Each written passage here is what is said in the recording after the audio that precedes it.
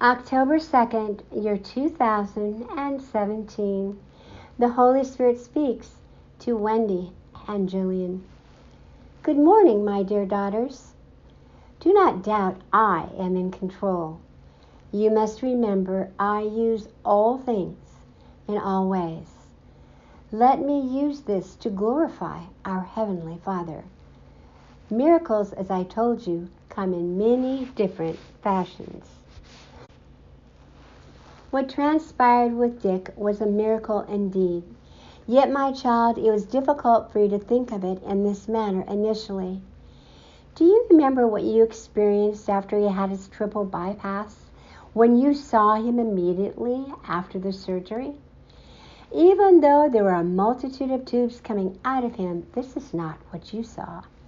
No, what you saw and felt was through my eyes. You experienced the Lord's peace and his overwhelming presence. Yes, my dear Wendy, I was there in your midst. No one, my children, can know when they will be called home.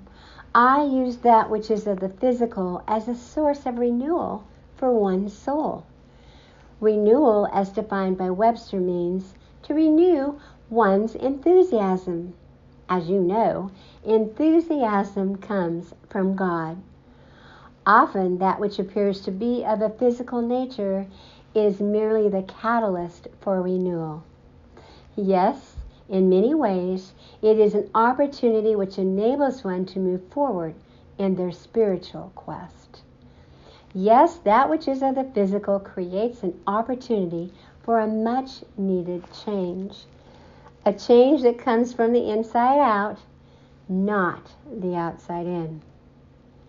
Dick looks much better now than he has in a long time. Do you not agree? Yes, my daughter, I have used that which is of the physical as a source of renewal for his soul. To say he was a weary traveler is the best description I can give you.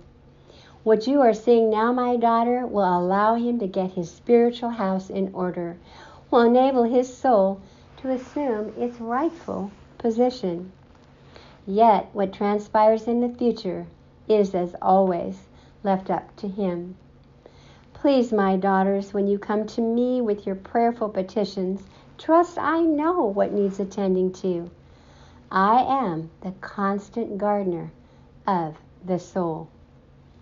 Life is therefore not what it seems to the naked eye. Know then the reality of life can only truly be seen when one's soul is allowed to take control. I will remove those barriers which hold my children hostage, so they will emerge victorious. Satan would have one focus purely on the physical aspect. Yet I tell you, it is your soul I am concerned about. You, my earth angels, are my holy ambassadors in these times, and you must always keep in mind the essence of life is to learn, to serve, and to grow. Many times one's soul becomes stalemated. This is why I intercede on one's behalf. This is why I say to give thanks in all things. Trust in my guidance, knowing I have my children's highest interest at heart. These are not the times for the faint at heart. Please allow me to guide you. Trusting, therefore, I am in your midst. It is never easy to carry the cross, yet those who do will reign with our Father forevermore. Do not let fear create barriers to that which you know to be true, capital K-N-O-W. I do not question your faith, my little ones. Please do not doubt I am in control. I know the deepest desires of each of your hearts and that which you hold dear. So I ask you to be still, trusting I am in control, knowing all is being attended to. Thank you for responding to my call. Thank you for listening to our video message number 98 from the Holy Spirit. These messages have been written specifically for these times to teach, inform, inspire, and nurture your soul.